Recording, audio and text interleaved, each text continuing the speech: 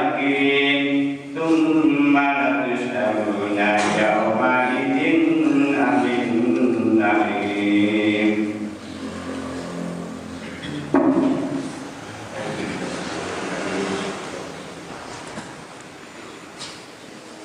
بسم الله الرحمن الرحيم.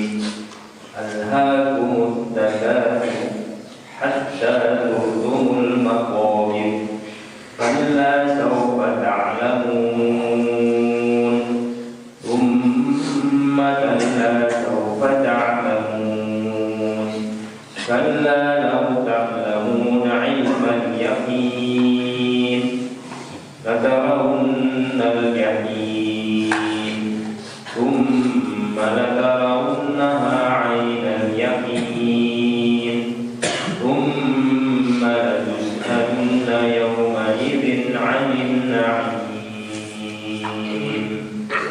ما شاء الله. أعوذ بالله من الشيطان الرجيم.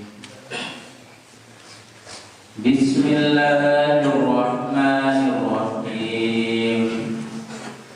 ألهاكم التكاثر حتى زرتم المقابر كلا سوف تعلمون. كيف؟ اقرأ مرة. ulang. ألهاكم التكاثر حتى زرتم المقابر كلا سوف تعلمون ثم كلا سوف تعلمون كلا لو تعلمون علم اليقين لترون الجحيم ثم لترونها عين اليقين ثم لتسألن يومئذ عن النعيم. طيب. بسم الله الرحمن الرحيم. ألهاكم التكاثر حتى زرتم المقابر كلا سوف تعلمون ثم كلا سوف تعلمون كلا لو تعلمون علم اليقين لترون الجحيم لترون الواو مضمومة لترون الجحيم ثم لترونها عين اليقين ثم لتسألن يومئذ عن النعيم.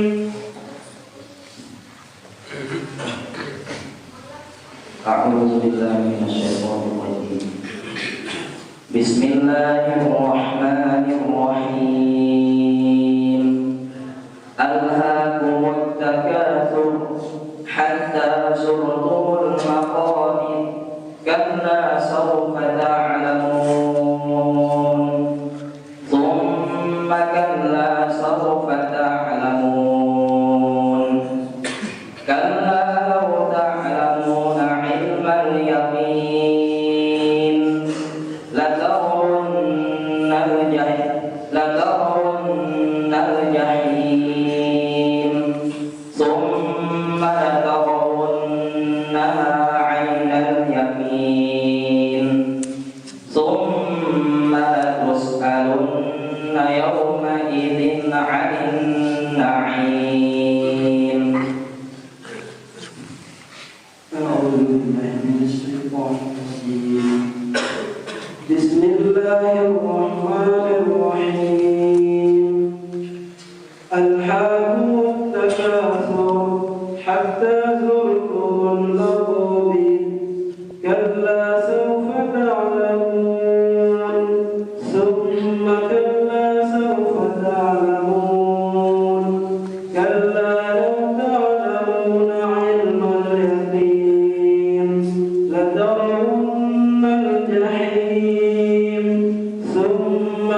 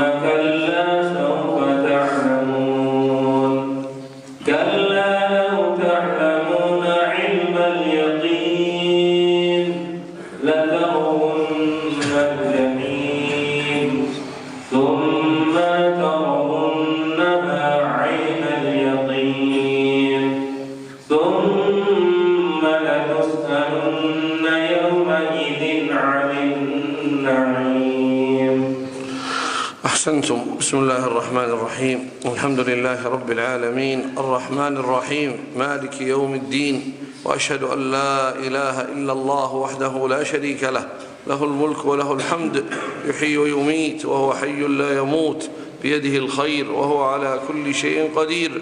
وأشهد أن نبينا محمدا عبد الله ورسوله. اللهم صل على محمد وعلى آل محمد كما صليت على إبراهيم وعلى آل إبراهيم، وبارك على محمد وعلى آل محمد كما باركت على إبراهيم وعلى آل إبراهيم إنك حميد مجيد، وسلم تسليما كثيرا. أما بعد، فهذه سورة عظيمة تنبه الإنسان أن يغفل عن الدار الآخرة. فيقول الله جل وعلا: ألهاكم التكاثر، يعني أشغلكم التكاثر، فأصبحتم تلهثون، تركضون، تسعون وراء جمع الدنيا، تتكاثرون بالأموال، تتكاثرون بالتجارات، تتكاثرون بالأولاد، بالمركوبات، فأصبح همكم وشغلكم فقط أن يكثر الإنسان. أريد أكثر أكثر أكثر أكثر.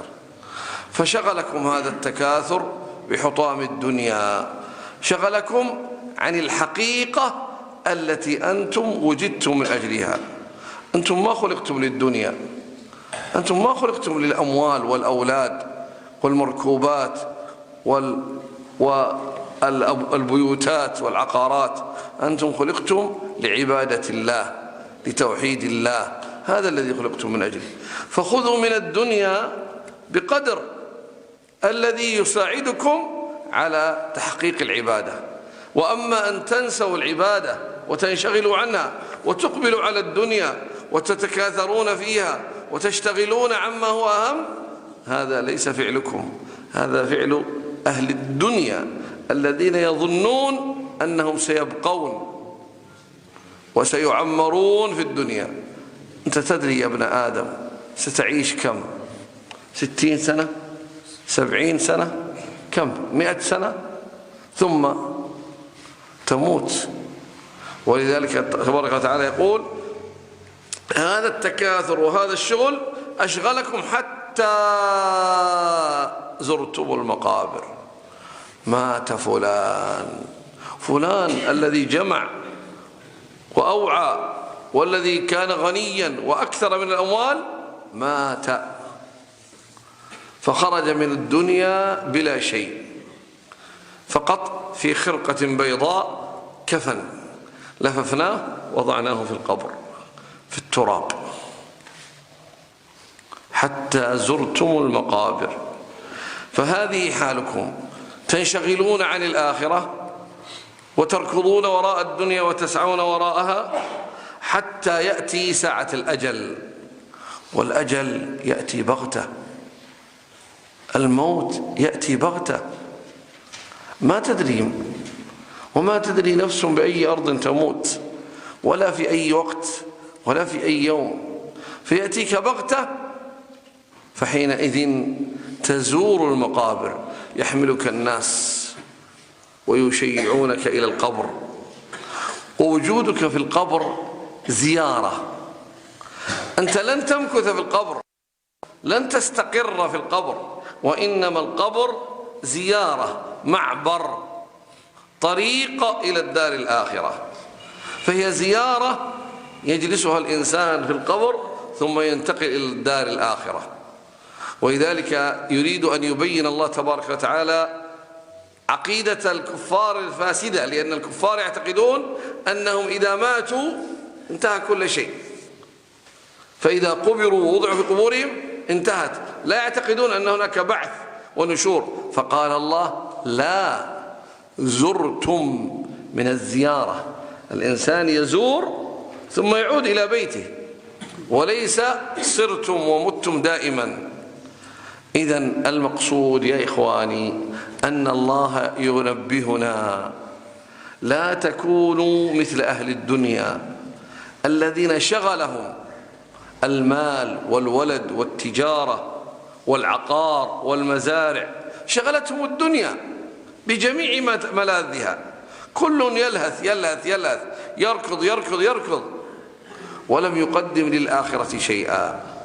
فعندما يأتيه الموت حينئذ ما يستطيع أن يتأخر ساعة ولا أن خلاص جاءت ساعة الحق، فسوف يزور المقابر، فالقبر هو أول منازل الآخرة، لكن ليس هو دار الإقامة التامة، بل هو زيارة ثم ينتقل إلى ما هو أشد. فإن كان من أهل الجنة فما بعده نعيم أعظم، وإن كان من أهل النار فسينتقل إلى جحيم ونار تلظى.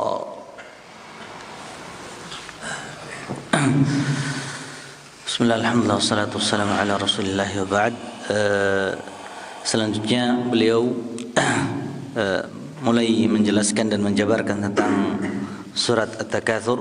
Surat At-Takatsur, kata beliau, merupakan surat yang sangat agung, yang berisi tentang tentang peringatan Allah Subhanahu wa taala. Allah Subhanahu wa taala ingin mengingatkan manusia, ingin mengingatkan manusia dari kelalaian mereka terhadap hari kiamat, dari kelalaian mereka terhadap hari kiamat. Kata Allah Subhanahu wa taala, alhaakumut takatsur. Alhaakumut takatsur, alhaakum artinya adalah ashghalakum, telah menyibukkan kalian, bermegah-megah terhadap dunia. Kalian telah tersibukkan dengan mengumpulkan dunia, kalian telah tersibukkan dengan mengumpulkan harta, kalian telah tersibukkan dengan perdagangan kalian, dengan kendaraan kalian, dengan seluruh atau segala sesuatu yang berkaitan dengan dunia, yang kalian berusaha untuk mengumpulkan sehingga kalian melupakan hakikat tujuan hidup kalian. Kita tidak diciptakan oleh Allah Subhanahu wa taala untuk mengumpulkan dunia, tidak. Akan tetapi Allah Subhanahu wa taala mengumpulkan kita untuk sesuatu yang lebih besar daripada dunia, untuk sesuatu yang lebih mulia di mata Allah Subhanahu wa taala, yaitu untuk memurnikan ibadah kita hanya kepada Allah Subhanahu wa taala, untuk mentauhidkan Allah Subhanahu wa taala, mewujudkan tauhid dalam kehidupan kita sampai berjumpa dengan Allah Subhanahu wa taala. Kita tidak diperintahkan oleh Allah Subhanahu wa taala untuk bermegah-megahan, untuk mencari dunia. Sekarang kita semuanya tersibukkan, atau kebanyakan kaum muslimin tersibukkan dari maksud tujuan kehidupan mereka, dari hakikat kehidupan yang asli. Mereka disibukkan dengan mengumpulkan dunia, mereka disibukkan dengan harta-harta mereka, berlomba-lomba di dalam mengejar dunia. Hampir semuanya tersibukkan dengan hal itu. Sementara kebanyakan mereka lupa tentang hakikat tujuan penciptaan mereka. Kata beliau, tidakkah engkau tahu, jika seandainya engkau tahu, wahai anak Adam, kira-kira engkau hidup sampai umur berapa? Kira-kira engkau akan hidup sampai umur berapa? 60 tahun, 70 tahun, 80 tahun, 90 tahun, terus kemana? Setelah itu kemana? Setelah itu adalah kematian. Setelah itu adalah kematian, di mana seseorang akan dikuburkan di dalam alam kubur. Semua dunia yang dahulu dia dapatkan, dia tinggalkan untuk keluarganya. Dia tidak membawa sedikit pun dari dunia. Dia masuk ke dalam kubur hanya dengan kain kafan, hanya dengan satu kain yang dengannya dia kubur dengan kain tersebut. Adapun dunia yang telah dia kumpulkan selama di dunia ini, semuanya dia tinggalkan, tidak berarti dan tidak bermanfaat baginya. Ini adalah kondisi kita. Ini adalah kondisi kebanyakan manusia. Oleh karenanya Allah Subhanahu wa taala mengingatkan manusia agar tidak tersibukkan dari dunia, agar mereka sadar tentang hakikat tujuan penciptaan mereka di dunia ini, yaitu untuk mengabdikan diri kepada Allah Subhanahu wa taala. Adapun dunia, ya, kita diminta oleh Allah Subhanahu wa taala untuk mencari dunia yang dengannya kita bisa mewujudkan hakikat tujuan penciptaan kita. Kita diminta oleh Allah Subhanahu wa taala di dalam mencari dunia hanya sekedarnya saja, hanya untuk membantu kita agar kita bisa tetap hidup dalam menjalankan, memurnikan ibadah kita hanya kepada Allah Subhanahu wa taala. Sampai kapan? Sampai kapan kalian akan tersibukkan dengan dunia?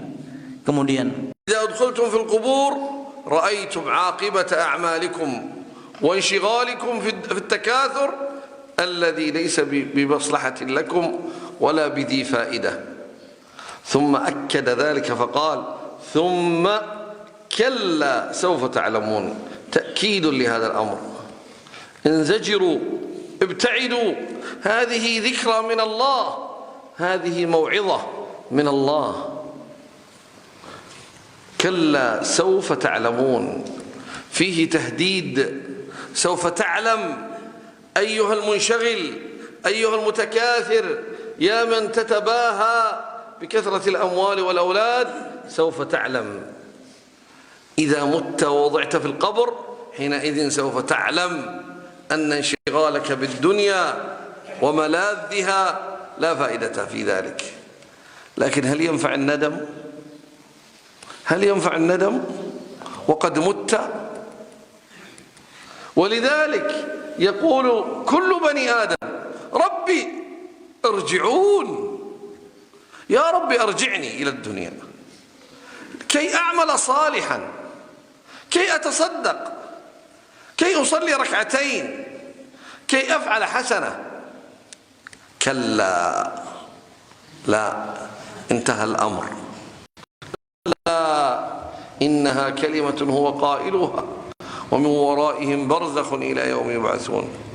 كل منا يتمنى أن يرجع إلى الدنيا، فلذلك الله يتوعد يقول كلا سوف تعلمون، ثم كلا سوف تعلمون أن انشغالكم كان ضياع، كان خسران، كان ضلال.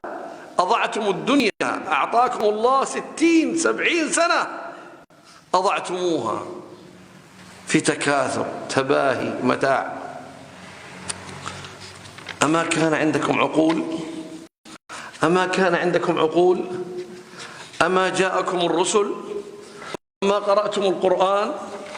أما سمعتم المواعظ؟ أين أنتم؟ لماذا لم ترتدعوا؟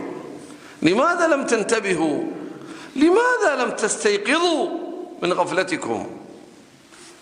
كلا سوف تعلمون، ثم كلا سوف تعلمون. ya. Setelah seseorang diwafatkan oleh Allah Subhanahu wa taala dan dia singgah ke tempat persinggahan yang dinamakan dengan alam barzakh, ya. Jika seseorang diberikan kenikmatan oleh Allah Subhanahu wa taala di alam kubur, maka setelahnya juga dia akan mendapatkan kenikmatan di sisi Allah Subhanahu wa taala, dan sebaliknya. Seseorang yang tidak diberikan kenikmatan oleh Allah Subhanahu wa taala di alam barzakh, di tempat persinggahannya, maka setelahnya dia akan mendapatkan azab dari Allah Subhanahu wa taala. Sehingganya tempat persinggahan adalah tempat yang menentukan tentang kebahagiaan seseorang ataukah kesengsaraan seseorang. Kemudian Allah Subhanahu wa taala di ayat yang selanjutnya, Allah Subhanahu wa taala mengancam manusia yang telah bermegah-megahan dengan dunia. Kalla saufa ta'lamun, tidak mungkin tidak, kalian pasti akan mengetahui akibat perbuatan kalian, akibat kalian berbangga-bangga dengan dunia, akibat kalian bermegah-megahan dengan dunia. Kalian akan tahu tentang akibatnya. Kalian akan tahu akan balasan Allah Subhanahu wa taala, ya, terhadap orang-orang yang tidak peduli dengan hakikat tujuan penciptaannya, ya. Mereka akan tahu bagaimana Allah Subhanahu wa taala akan menghukumnya, ya, karena dia lalai dari mengabdikan dirinya kepada Allah Subhanahu wa taala, karena dia lalai dengan menyibukkan dirinya, bermegah-megahan, berbangga diri dengan dunia yang dia miliki, dengan harta yang dia miliki, dengan keluarga yang dia banggakan, ya, yang dia bangga-banggakan di hadapan manusia, ya. Kata Allah Subhanahu wa taala, "Kalla sawfa ta'lamun." Tidak mungkin tidak. Kalian pasti akan mengetahui akibatnya. Kalian pasti akan mengetahui balasannya. Apa yang akan terjadi setelah itu. Kemudian Allah Subhanahu wa taala di ayat yang selanjutnya juga memberikan penekanan bahwasannya tidak mungkin tidak. Artinya setiap manusia pasti akan mengetahui tentang akibat, ya, kelalaian mereka dari Allah Subhanahu wa taala, akibat kelalaian mereka dari akhirat.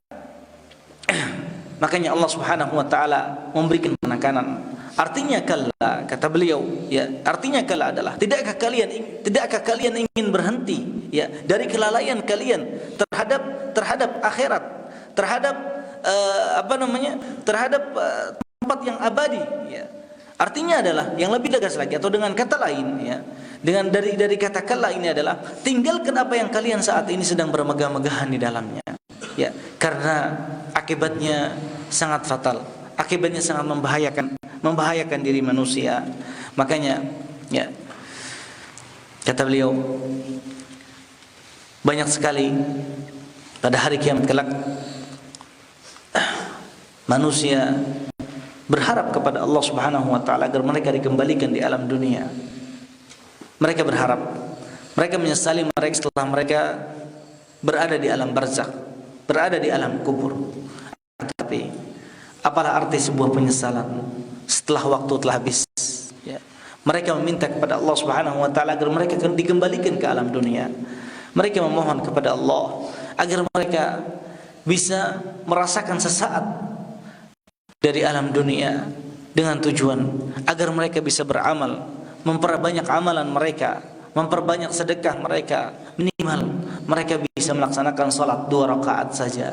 Setidaknya mereka berharap dengan amalan tersebut, ya, bisa membawa mereka ke dalam kebahagiaan. Akan tetapi apa jawaban Allah Subhanahu wa taala? Kalla, tidak mungkin. Itu tidak mungkin terjadi. Karena apa? Karena itu semua telah berlalu. Kalian telah diberikan kesempatan oleh Allah Subhanahu wa taala di dunia ini untuk memperbanyak amalan, untuk berlomba-lomba di dalam beramal, ya, untuk berlomba-lomba di dalam beramal yang kalian akan mendapatkan pahalanya dan bagiannya di sisi Allah Subhanahu wa taala setelah hari kematian. Kata Allah Subhanahu kata beliau, ya, tidak mungkin Allah Subhanahu wa taala akan mengembalikan hambanya. Kenapa? Karena pada waktu itu pasti mereka akan bertanya, tidakkah telah datang kepada kalian utusanku? Tidakkah kalian telah aku berikan akal? Tidakkah kalian pernah membaca Al-Quranul Karim? Ya, itu adalah semua hujah-hujah Allah Subhanahu wa taala, ya, terhadap seorang hamba bahwa mereka tidak akan dikembalikan oleh Allah Subhanahu wa taala ke alam dunia, dan mereka akan merasakan, mereka akan menyadari akibat perbuatan mereka, akibat kelalaian mereka dari Allah Subhanahu wa taala, akibat kelalaian mereka dari hari akhir. Dan ini perlu dicamkan, ini perlu diperhatikan. ثم قال جل وعلا كلا لو تعلمون علم اليقين. كلا هنا بمعنى حقا، صدقا، جزما، للتأكيد، ليست مثل كلا التي قبلها. كلا تأتي في اللغة العربية أحيانا للردع والزجر، تردع أحد وتزجره عن كلامه الخاطئ تقول له كلا، وأحيانا تأتي بها كلا تصديقا وجزما. فهنا كلا بمعنى صدقا، جزما، حقا. كلا لو تعلمون علم اليقين، يعني جزما وصدقا.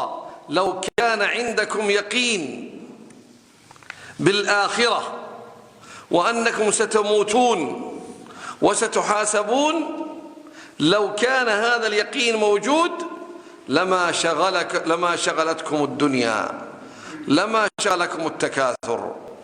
إذن سبب التكاثر واللهو والغفلة أننا ما عندنا يقين، قلوبنا لم يصل فيها اليقين التام، فلأجل ذلك ركضنا وراء الدنيا، أصبحنا نريد الدنيا، نريد المال، نريد الولد، نريد ما عندنا يقين. يقين ليس بكامل. لو كان عندنا يقين ما انشغلنا، لأننا نوقن بأن الرزق بيد الله. الرزق بيد الله، مهما فعلت لن يأتيك إلا ما قدر الله لك. فلماذا هذا الانشغال وهذا التكاثر وهذا الركض وهذا السعي الكثير؟ تظن أنك ستأخذ أكثر مما كتب الله لك؟ لن تأخذ إلا ما كتب الله لك. لو كان هذا يوجد يقين تام في القلوب لارتحنا. نحن في راحة، لن نأخذ من الدنيا إلا القليل ونقول الحمد لله هذا رزق الله بسم الله. لكن الإنسان ما عنده يقين، يريد يقول أكثر أكثر أكثر أكثر أكثر. لن تحصل أكثر. كتب الله لك الرزق فقط الذي كتب الله لك. لو تعلمون علم اليقين، لو كان عند الإنسان علم يقين بهذا المصير لما شغله عن العبادة ولما اشتغل بالدنيا، ولكن ما في يقين. Kemudian di ayat yang selanjutnya, ya, kata Allah Subhanahu wa taala, "Kalla law ta'lamuna ilmal yaqin." Ya. Sekiranya engkau mengetahui dengan pasti tentang akibat perbuatan kalian, ya. Kalla di sini artinya adalah pembenaran, ya. Kalla di sini adalah pembenaran. Kalla kata beliau sesekali bisa diartikan sebagai ar-rad' wa zajr, ya, sebagai apa namanya? Sebagai ancaman agar seseorang berhenti melakukan sesuatu yang tidak diridhai oleh Allah Subhanahu wa taala. Dan terkadang kala ini juga bisa diartikan dengan haqqan, ya, artinya benar. Di sini adalah pembenaran. Ya, kalau dalam bahasa kita mungkin ya, benar. Jika seandainya kalian mengetahui akibat perbuatan kalian, akibat kelalaian kalian dari hari kiamat, akibat kelalaian kalian dari hari akhirat, ya, niscaya kalian tidak akan melakukan perbuatan tersebut. Niscaya kalian tidak akan bermegah-megahan dengan dunia, ya. Niscaya kalian tidak akan menyibukkan diri kalian dengan dunia. Kalau begitu kata beliau, ya, sebab di mana manusia bermegah-megahan dengan dunia karena apa? Karena mereka tidak memiliki keyakinan. Ya, kalla law ta'lamuna ilmal yaqin, ya, karena mereka apa? Tidak memiliki keyakinan yang sempurna tentang takdir Allah Subhanahu wa taala. Mereka tidak memiliki keyakinan yang sempurna tentang hari kiamat, ya. Tentang hal itu akan terjadi kepada setiap manusia, ya. Jika seandainya kita memiliki keyakinan yang sempurna, niscaya kita tidak akan tersibukkan atau menyibukkan diri kita dengan dunia. Kenapa? Karena jika seandainya kita memiliki keyakinan, tentunya kita akan sadar bahwasanya rezeki yang kita dapatkan tidak mungkin melebihi apa yang telah dicatat oleh Allah Subhanahu wa taala, ya. Sebanyak apapun seseorang berusaha dan bekerja, maka rezekinya tetap apa yang dicatat oleh Allah Subhanahu wa taala. Meskipun manusia berusaha untuk mendapatkan yang lebih dan yang lebih, akan tetapi ketahuilah bahwasannya rezeki seseorang itu semuanya telah dicatat oleh Allah Subhanahu wa taala. Berbeda dengan seseorang yang memiliki keyakinan yang sempurna bahwasannya rezekinya telah dicatat oleh Allah Subhanahu wa taala. Dia tidak akan menyibukkan dirinya dengan dunia, karena seluruh usaha, seluruh pekerjaan yang dia kerjakan, ya, dia akan berusaha atau bekerja sesuai dengan kemampuannya, sesuai dengan kemampuannya, di mana pekerjaannya yang tidak melalaikan dirinya dari hakikat yang lebih utama, hakikat yang lebih agung, hakikat penciptaan manusia, yaitu untuk beribadah kepada Allah Subhanahu wa taala, ya. Seseorang yang meyakini bahwasanya rezeki itu di tangan Allah Subhanahu wa taala, ya, dia tidak akan menyibukkan dirinya untuk dunia semuanya. Tidak, ya. Seseorang yang meyakini bahwasanya rezekinya di tangan Allah Subhanahu wa taala, ya, dia tidak akan tersibukkan dengan hal itu, dengan hal itu.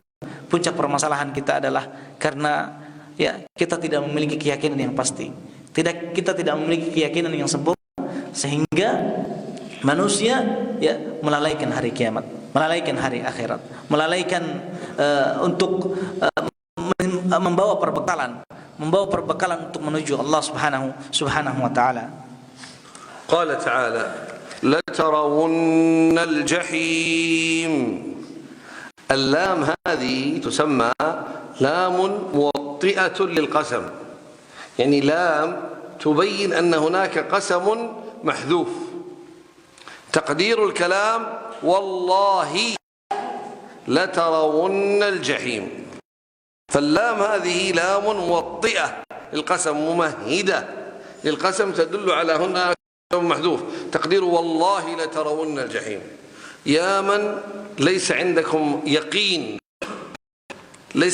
يقين بالموت والدار الآخرة فأصبحتم تنشغلون بالدنيا، والله لترون الجحيم، والله سترون بأعينكم النار، سترونها كلكم بأعينكم، ترون النار.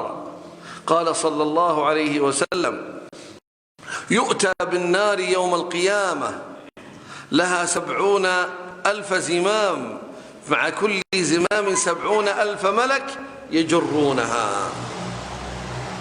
النار تجر إلى أرض المحشر والناس يرونها بأعينهم، والملائكة مع كل زمام 70,000 ملك يمسكونها، لأن النار تتغيظ، تتمزق، تتحرق، تريد أن تنقض وتأكل بني آدم، والملائكة يحتبسونها يجرونها. والله لترونها، سترون الجحيم. هذه النار التي ذكرتم بها، خوفتم بها، وعظتم بها، لكن ما كان عندكم يقين، إيمانكم ضعيف، ما خفتم، ما اتقيتم الله، سترون النار. ثم قال ثم لترونها عين اليقين، تأكيد، ثم لترونها أي النار عين اليقين على الحقيقة بأعينكم، ما في شك ولا ريب. نحن الآن نتكلم عن النار غيب، فمن آمن فعنده علم اليقين، فإذا رآها صار عنده عين اليقين، فمن دخلها والعياذ بالله صار عنده حق اليقين. نحن الآن نتكلم عن النار وهي عند المؤمنين علم اليقين، علم يقين أكيد يوجد نار، لكن بعض الناس ربما يرتاب. يوم القيامة والله لترونها عين اليقين، سترونها بأعينكم، عين تشاهدون، ليس غيب، عين.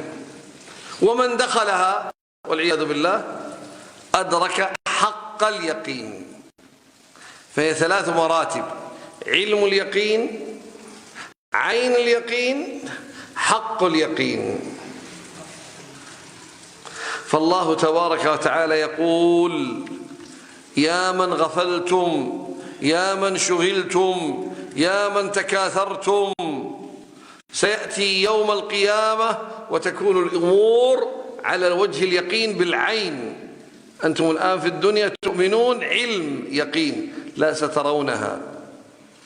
فإذا قال ثم لترونها عين اليقين حقيقة بأبصاركم يوم القيامة يوم يقوم الناس لرب العالمين. ثم في ذلك اليوم العظيم، في ذلك اليوم الشديد، لتسألن، واللام موطئة للقسم، تقدير الكلام ثم والله لتسألن عن النعيم. في ذلك اليوم يوم القيامة ستسأل يا ابن آدم عن هذا النعيم الذي تشاغلت به وأنساك الدار الآخرة. أنت تلذذت، جمعت المال، تلذذت، سعدت، فرحت، سيسألك الله، سيسألك عن هذا النعيم، سيسألك الله عن المال، نعمة المال، من أين لك وفيما أنفقته. سيسألك عن نعمة الصحة، العافية، هذه النعمة من أين لك وماذا فعلت فيها. ستسأل عن نعمة الولد، رزقك الله أولاد، ماذا فعلت؟ ربيتهم؟ اهتممت بهم؟ سيسألك الله عن نعمة الماء البارد، الماء البارد تشربه، سيسألك الله رزقتك ماء باردا، ماذا فعلت؟ شكرت أم كفرت؟ ستسأل عن كل شيء، عن كل شيء، عن كل صغيرة وكبيرة سيسألك ربك. فأعد للسؤال جوابا وللجواب صوابا، فليس هناك مجال للكذب أو الخطأ أو نحو ذلك، وإنما عليك أن تكون على وجه الصواب والحق. فلا تسأل يا عبد الله، سنسأل عن كل شيء يوم القيامة. إذن لا نتشاغل عن هذا اليقين، هذا حق وصدق. لا تلهيننا الدنيا، لا يشغلنا المال، لا تشغلنا الدنيا بحذافيرها وما فيها عن هذا الأمر العظيم. سنسأل يوم القيامة عن كل شيء، سنسأل عن النعيم. هذا اللباس نعيم، نحن عندنا ألبسة نتنعم ونلبس، غيرنا عرى ما عندهم ثياب، ممزقة ثيابهم. نعيم، نشرب أنواع من المشروبات ونأكل، نعيم. سنسأل عن هذا النعيم. هل شكرنا الله عن هذا النعيم أو انشغلنا وكفرنا؟ الأمر خطير، الأمر خطير، الأمر صعب، لأن السائل هو الله وأنت المسؤول الضعيف. ماذا ستقول؟ ماذا ستجيب؟ ابدأ من الآن، ابدأ من الآن وغير حياتك. انشغل بالله وبالدار الآخرة.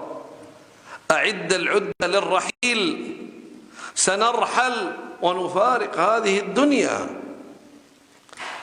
ماذا نأخذ معنا؟ ما هو الزاد الذي ينفعنا عند الله؟ هذا الذي ينبغي أن نتفكر فيه، وأن يكون همنا وشغلنا الشاغل.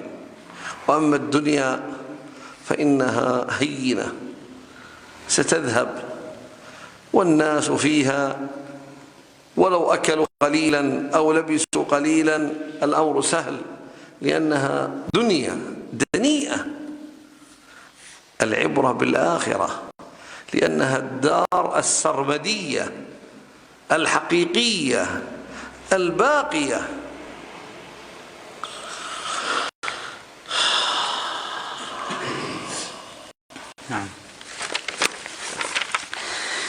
Kemudian beliau melanjutkan ayat yang ke-7, ya. Allah Subhanahu wa taala berkata, "Tsumma latarawunna 'ainal yaqin." Kata Allah Subhanahu wa taala, "Tsumma latarawun." Kemudian kalian pasti akan melihat. Coba perhatikan di sini huruf lam sebelum kata tarawun. Huruf lam di sini dinamakan di dalam bahasa Arab dengan lam tawti'ah lil qasam.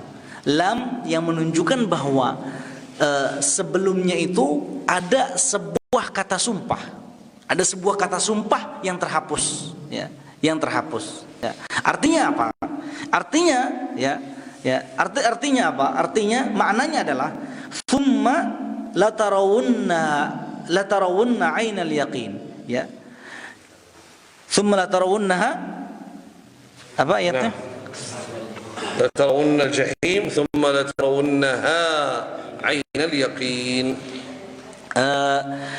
لترون الجحيم شيخ، والله هذا لم توطئة القسم.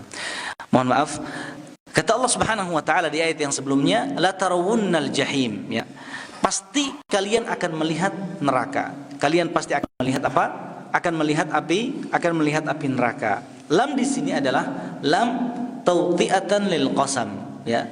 Sebagaimana yang telah dijelaskan bahwasannya lam di sini adalah sebuah huruf yang menunjukkan adanya kata sumpah di sebelumnya. Artinya wallahi la tarawunnal jahim. Artinya adalah demi Allah kalian pasti akan melihat neraka, ya. Kalian pasti akan melihat neraka, ya. Tsumma la tarawunnaha 'ainal yaqin. Kemudian, ya, di sini adalah sebuah penekanan dan penegasan dari Allah Subhanahu wa taala bahwa seseorang pasti akan melihat api neraka. Seseorang pasti akan, atau kalian, ya, tsumma, kemudian demi Allah kalian pasti akan melihatnya dengan mata kepala sendiri. Kalian pasti akan melihatnya dengan mata kepala sendiri, ya, di hari kiamat kelak, sebagaimana yang disabdakan oleh Rasulullah sallallahu alaihi wasallam, ya. Neraka akan ditarik oleh malaikat-malaikat Allah Subhanahu wa taala dengan 70.000 tali, dan setiap talinya ini ditarik oleh 70.000 malaikat, ya, ditarik oleh para malaikat Allah Subhanahu wa taala, dan pada waktu itu akan disaksikan oleh seluruh manusia dengan mata kepala mereka sendiri, ya, dengan mata kepala mereka sendiri. Kemudian beliau juga menjelaskan bahwasannya di sini ada 3 tingkatan, ya. Yang pertama ilmul yaqin, ya. Orang-orang yang beriman kepada Allah Subhanahu wa taala ketika diberitakan tentang hari kiamat, tentang adanya neraka, tentang adanya surga, ya, mereka meyakininya, ya. Dan keyakinan ini belum sampai kepada keyakinan yang dinamakan dengan ainul yaqin, artinya melihat dengan mata kepala sendiri, ya. Yang pertama, ketika mereka di dunia, ini dinamakan dengan ilmul yaqin. Ini dinamakan dengan ilmul yaqin, sebatas ilmu yang diyakini, ya, sebatas ilmu yang diyakini. Nanti ketika mereka masuk ke dalam alam akhirat, ketika menyaksikan neraka, ketika mereka menyaksikan neraka Allah Subhanahu wa taala, maka ini yang dinamakan dengan ainul yaqin. Mereka melihat dengan mata kepala sendiri. Kemudian, ya, ketika seseorang dimasukkan ke dalam neraka Allah Subhanahu wa taala, na'udzubillahi min dzalik, ya, maka ini dinamakan dengan haqqul yaqin, ya. Ini dinamakan dengan haqqul yaqin, artinya betul-betul mereka sudah merasakan, ya, panasnya api neraka. Ini adalah 3 tingkatan.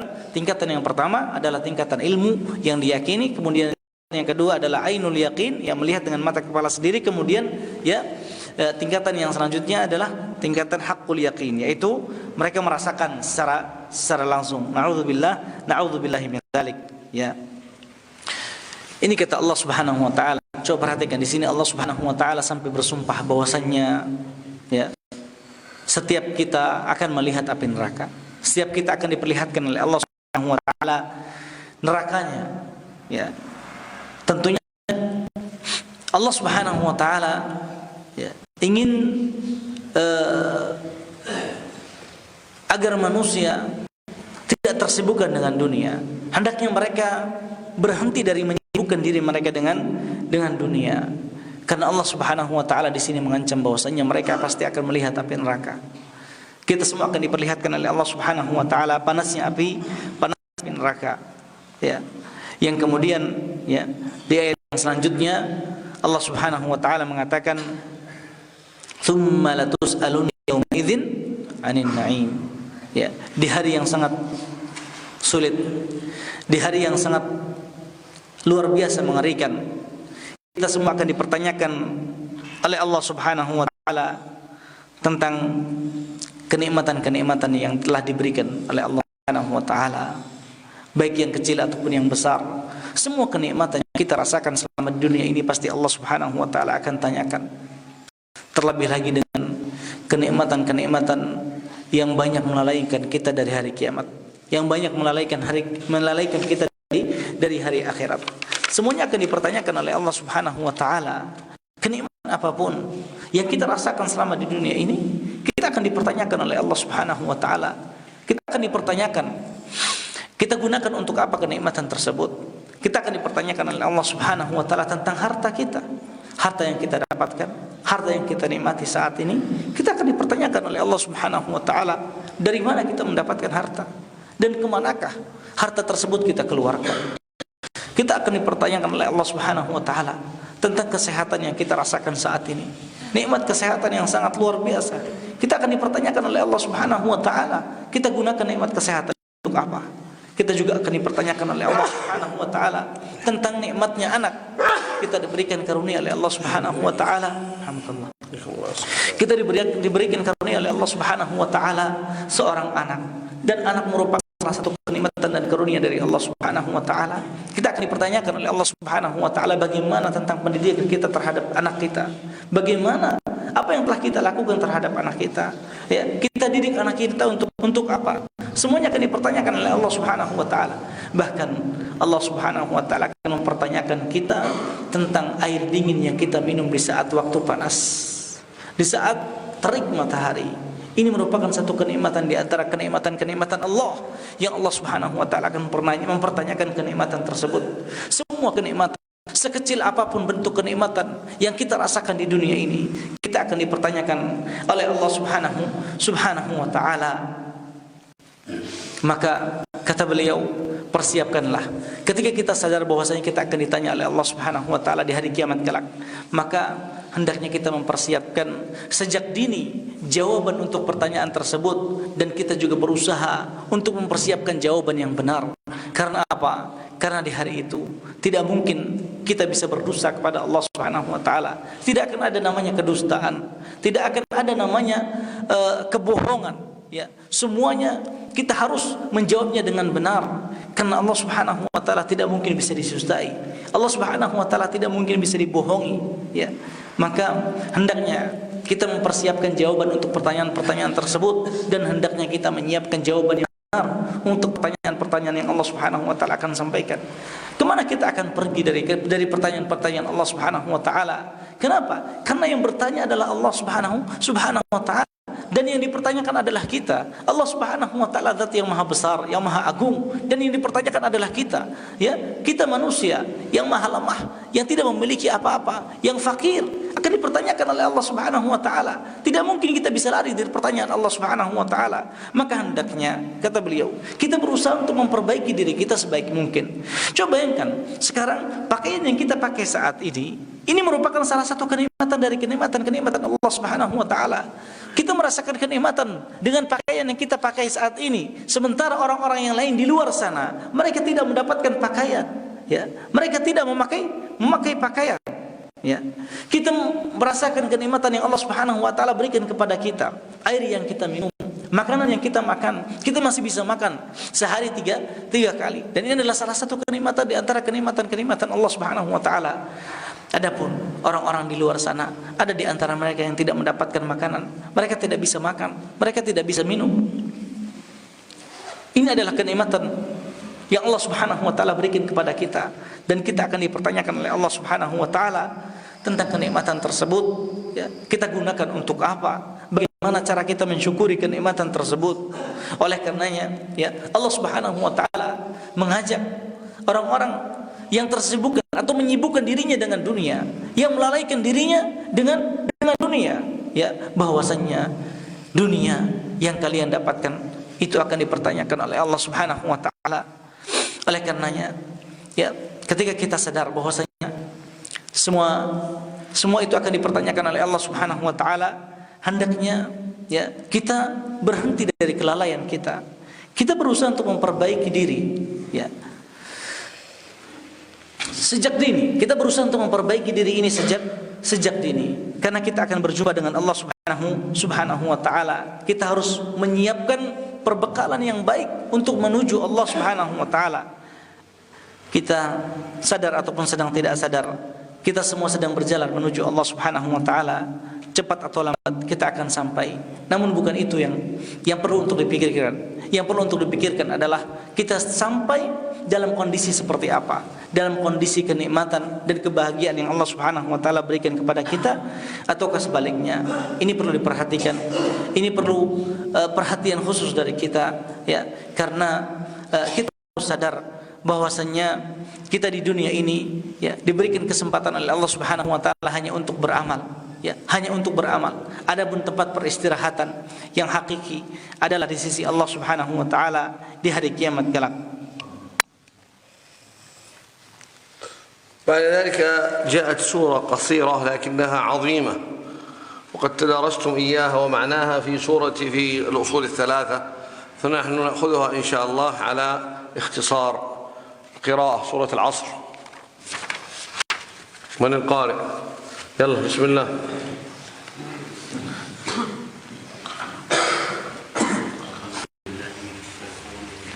افتحوا الشباك حتى يأتينا هواء ننشط. أصابنا النوم، أصابنا النعاس. Jendelanya tolong buka jendelanya. Tolong ikhwan.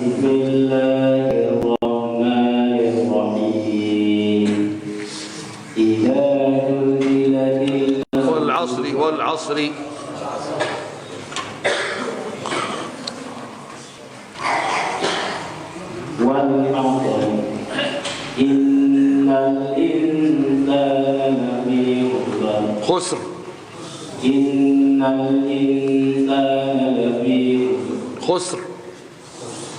خسر، السين ساكنة والراء ساكنة. خسر.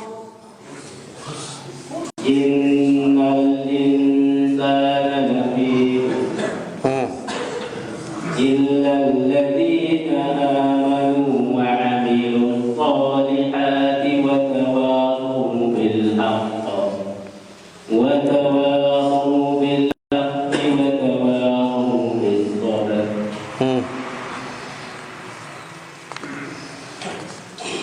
بسم الله الرحمن الرحيم. والعصر إن الإنسان لفي إن الإنسان لفي خسر إلا الذين آمنوا وعملوا الصالحات وتواصوا بالحق وتواصوا بالصبر. نعم. اللي بعده. أعوذ بالله من الشيطان الرجيم. بسم الله الرحمن الرحيم. والعصر إن الإنسان لفي خسر إلا الذين آمنوا وعملوا الصالحات وتواصوا بالحق وتواصوا بالصبر. نعم ما شاء الله.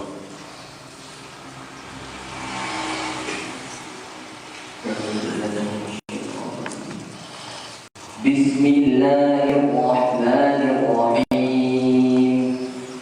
والعصر إن الإنسان لفي خسر إلا الذين آمنوا وعملوا الصالحات وتواصوا بالحق وتواصوا بالصبر. أعوذ بالله من الشيطان الرجيم. بسم الله الرحمن الرحيم. والعصر إن الإنسان لفي خسر إلا الذين آمنوا وعملوا الصالحات وتواصوا بالحق وتواصوا بالصبر.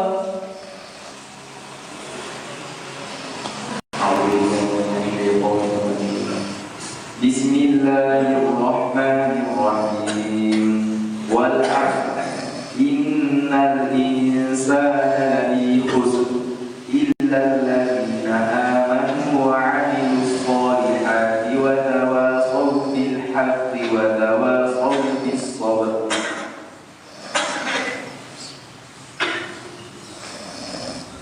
بسم الله الرحمن الرحيم. والعصر إن الإنسان لفي خسر إلا الذين آمنوا وعملوا الصالحات وتواصوا بالحق وتواصوا بالصبر.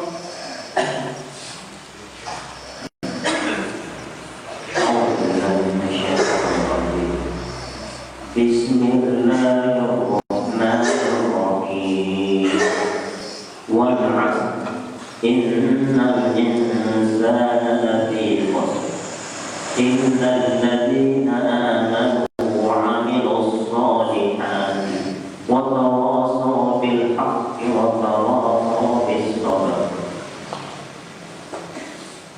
بالله من الشيطان الرجيم.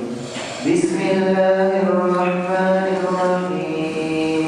والعصر إن الإنسان لفي خسر إلا الذين آمنوا وعملوا الصالحات وتواصوا بالحق وتواصوا بالصبر. أعوذ بالله من الشيطان الرجيم. بسم الله الرحمن الرحيم. والعصر إن الإنسان لفي خسر إلا الذين آمنوا وعملوا الصالحات وتواصوا بالحق وتواصوا بالصبر. أعوذ بالله من الشيطان. بسم الله الرحمن الرحيم. والعصر إن الإنسان لفي خسر إلا الذين آمنوا وعملوا الصالحات وتواصوا بالحق وتواصوا بالصبر.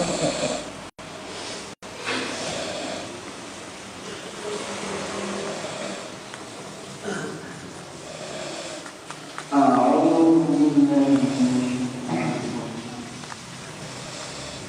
بسم الله الرحمن الرحيم.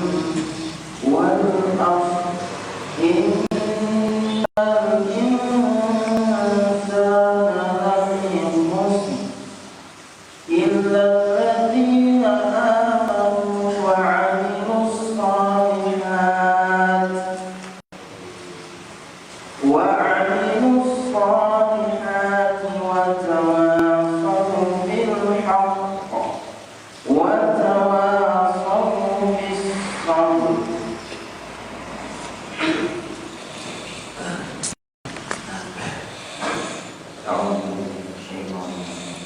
بسم الله الرحمن الرحيم. والعصر إن الإنسان لفي خسر إلا الذين آمنوا وعملوا الصالحات وتواصوا بالصبر تواصوا بالحق وتواصوا بالصبر. وتواصوا بالحق وتواصوا بالصبر.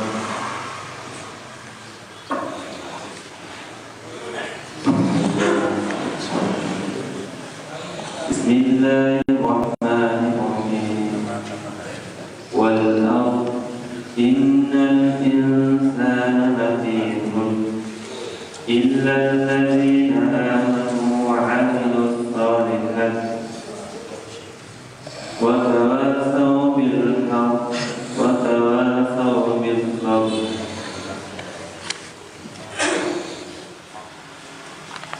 أعوذ بالله من الشيطان الرجيم.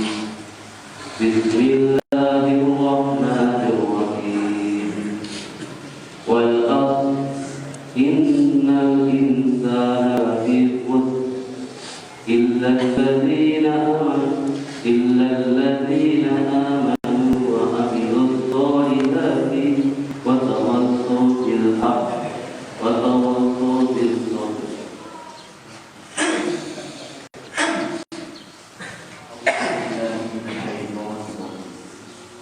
بسم الله الرحمن الرحيم.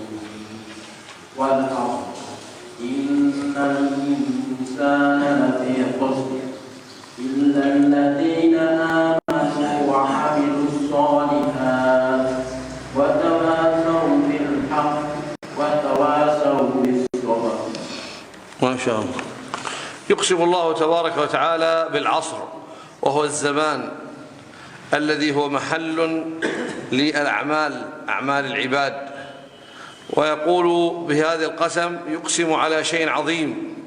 المقسم عليه هو إن الإنسان لفي خسر، والمراد بالإنسان جميع الناس، لأن ال للجنس، فجميع الناس في خسارة خاسرون إلا من استثناهم الله، وهم أصحاب الصفات الأربع: إلا الذين آمنوا فالمؤمنون ليسوا خاسرين بل رابحون وعملوا الصالحات تقربوا لله بالعمل الصالح فهؤلاء ليسوا خاسرين بل هم راجحون ورابحون ثم كذلك تواصوا بالحق أي أوصى بعضهم بعضا بالحق وهو الدين الذي ارتضاه الله لنفسه والإسلام وتواصوا بالصبر أوصى بعضهم بعضا أن يصبر ويثبت على دين الله تبارك وتعالى. هذه السورة بيّنت أن المسلم لن ينجو إلا إذا كان عنده علم وبعد العلم عمل ثم بعد العلم والعمل عليه أن يدعو إلى الله ثم عليه أن يصبر على الأذى الذي يصيبه في دعوته إلى الله. فهذه 4 أمور مرتبة. أولا العلم فعليك أن تعرف الله وتعرف نبيك وتعرف دينك فإذا تحصنت بالعلم عليك بالعمل فلا فائدة من علم بلا عمل فلذلك لا بد من العمل الصالح والعمل الصالح هو الذي توفر فيه شرطان الإخلاص والمتابعة. ثم بعد أن كملت نفسك بالإيمان والعمل الصالح ادعو إلى الله بلغ دين الله أوصي الناس بالحق بلغهم الشريعة وعلمهم العقيدة وعليك أن تصبر في هذا الطريق لأنه طريق الأنبياء وطريق الدعاة والمصلحين فلا بد فيه من الصبر. من توفرت فيه هذه الصفات فهو الناجح هو الرابح هو الذي سلم من الخسران ومن عدا ذلك فهم خاسرون والعياذ بالله. Surat Al-Asr, ya. Surat ini memiliki 3 ayat. Wal Asr. Di sini Allah Subhanahu wa taala bersumpah dengan Al-Asr yang diartikan dengan masa atau waktu. Demi zaman, ya. Demi waktu, demi masa, ya. Zaman ataupun masa yaitu waktu di mana tempat untuk manusia beramal. Tempat untuk manusia beramal. Kata Allah Subhanahu wa taala demi masa, wal 'asr innal insana lafi khusr. Sesungguhnya manusia. Kata al-insan di sini maksudnya adalah jenis manusia atau dengan kata lain seluruh manusia. Maka alif lam yang ada di dalam kata al-insan adalah untuk al-lil jins. Untuk menunjukkan bahwasanya yang dimaksud adalah jenis manusia, seluruh manusia. Lafi khusr. Lafi khusr artinya benar-benar dalam keadaan merugi. Seluruh manusia benar-benar dalam keadaan merugi. Kecuali orang-orang yang memiliki 4 sifat yang disebutkan oleh Allah Subhanahu wa taala di ayat berikutnya. Illalladzina amanu. Ini adalah sifat yang pertama. Kecuali orang-orang yang beriman kepada Allah Subhanahu wa taala, ya. Illalladzina amanu. Ayat ini, ya, juga menerangkan tentang wajibnya seseorang menuntut ilmu. Kenapa? Karena seseorang tidak akan bisa beriman kepada Allah Subhanahu wa taala jika seandainya tidak dilandasi oleh ilmu. Keimanan, puncak keimanan dan dasar keimanan dapat didapat oleh seorang manusia dengan apa? Dengan ilmu. Illal ladzina amanu, kecuali orang-orang yang beriman kepada Allah Subhanahu wa taala. Yang kedua, wa amilus shalihat, dan orang-orang yang beramal saleh. Ini adalah sifat yang kedua. Setelah berilmu mereka beramal saleh, ya. Kata beliau, ya, sebuah amalan dinamakan dengan amalan saleh ketika amalan tersebut terpenuhi 2 syarat.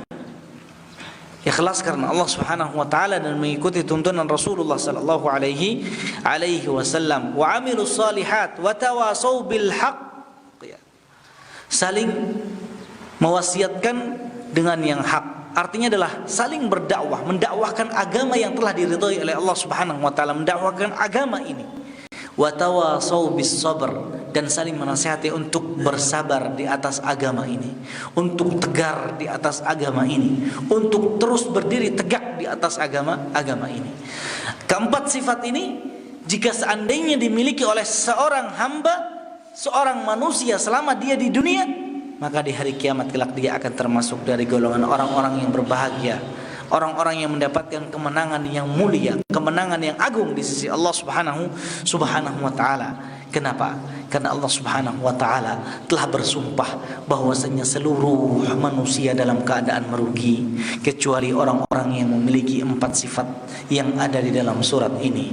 Dan keempat sifat ini harus ada dalam setiap diri manusia, ya. Yang pertama, harus adanya ilmu, harus berilmu, harus belajar, ya, harus belajar tentang keimanan kepada Allah Subhanahu wa taala, keimanan kepada Rasulnya dan seterusnya. Yang kedua adalah beramal saleh. Setelah berilmu diperlukan adanya amal saleh, ya, mengamalkan ilmu yang telah dipelajari, ya. Kemudian selanjutnya setelah beramal saleh adalah ad-da'wah, yaitu berdakwah, mendakwahkan ilmu yang telah dipelajari, menyampaikan dan menebarkan ilmu yang telah dipelajari olehnya. Ya, jelaskan agama Allah Subhanahu wa taala, sampaikan agama Allah Subhanahu wa taala agar agama ini terus tegak di atas permukaan bumi ini, ya. Setelah berdakwah kepada Allah Subhanahu wa taala, dan ini adalah jalannya para nabi dan juga jalannya para rasul, ya.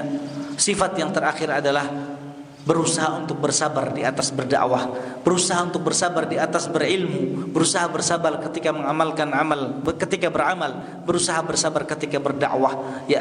Kata beliau, berdakwah merupakan jalannya para nabi dan juga para rasul, sehingganya, ya, tidak menutup kemungkinan akan adanya perjuangan, tidak menutup kemungkinan akan adanya hal-hal yang dapat mengganggu diri seorang dai, sehingga diperlukan untuk bersabar. Sebagaimana para nabi dan para rasul, mereka diuji, mereka diberikan ujian oleh Allah Subhanahu wa taala melalui objek dakwahnya, maka begitu juga yang mengikuti jalan mereka akan diuji oleh Allah Subhanahu wa taala, ya. Allah Subhanahu wa taala telah menegaskan, ya ikhwah, ya, barang siapa yang memiliki 4 sifat ini, maka dia orang yang telah dikhususkan oleh Allah Subhanahu wa taala, yang tidak akan masuk ke dalam golongan orang-orang merugi. Di saat seluruh manusia merugi, maka orang yang memiliki keempat sifat ini sendiri yang akan mendapatkan kemenangan dari Allah, yang akan mendapatkan kebahagiaan dari Allah Subhanahu wa taala. Subhanakallahumma bihamdik, nashhadu an la ilaha illa ant, nastaghfiruka wa natubu ilaik.